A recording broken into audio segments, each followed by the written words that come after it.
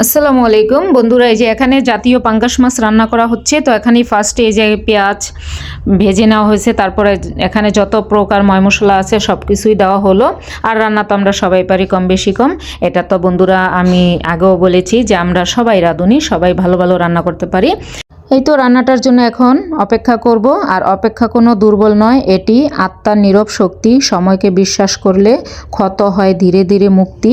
নীরব নীরব কষ্টে যে ধৈর্য হারায় না একটুও, তার অপেক্ষার ফল একদিন হাসে রোদের মতো। অপেক্ষা শেখায় সব কিছু এখন নয়, ঠিক সময়ই সব হয়।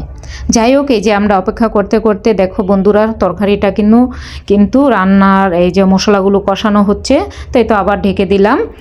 আর এই সব জিনিসে কিন্তু অপেক্ষা করলেই অপেক্ষার ফল মিষ্টি হয়। তাই আমরা এরকম রান্না করি, কিন্তু ধৈর্য ধরেই করতে হয় সব কিছু, প্রতিটা জিনিসই। তারপর এই তো বন্ধুরা, আমার রান্নাটা তোমরা এনজয় করতে থাকো। জাতীয় পাঙ্গাস মাছ বলে কথা, সেই মাছ না কিন্তু জাতীয় পাঙ্গাস মাছ বলে কথা বন্ধুরা। আর তোমরা আমার রান্নাটা এনজয় করতে থাকো। আল্লাহ হাফেজ, সবাই ভালো থাকো। আর লাইক কমেন্ট শেয়ার করো। তোমরা কিন্তু বন্ধুরা আগের মতো আমাকে লাইক কমেন্ট শেয়ার করো না।